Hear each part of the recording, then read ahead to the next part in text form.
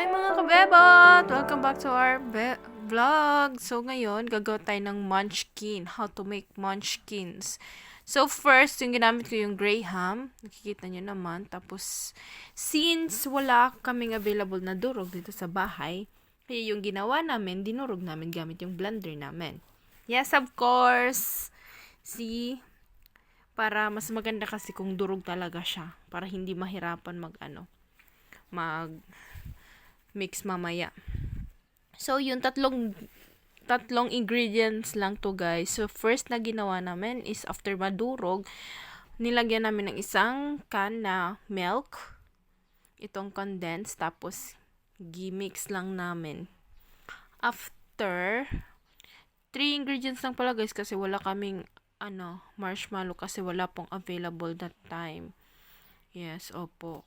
Kasi, close yung mga tindahan.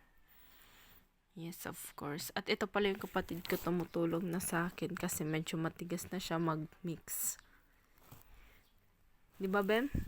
Yes po.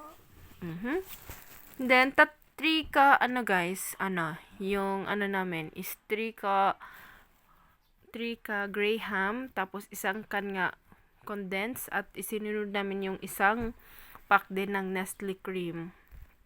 Yes, guys. Tamang-tama lang po. Hindi siya masyadong matamis or what. As in, tama lang po. Wala na akong inad na iba, kundi yun lang. 3 ingredients lang talaga, guys. So, ginmix ko lang siya ng mabuti kasi medyo matigas na siya.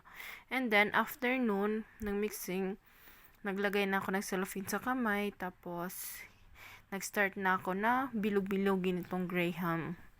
Since walang marshmallow, it's okay. Masarap pa rin, guys. See? And, sa kabila naman, andito yung kapatid ko, nagamit lang kami ng powdered milk na Bear Brand. And then, since wala kaming ibang choice, or wala kaming ibang ilalagay, tapos yun lang. Tapos ito pala, guys, yung ingredients na. Don't forget to like and subscribe and follow Bebot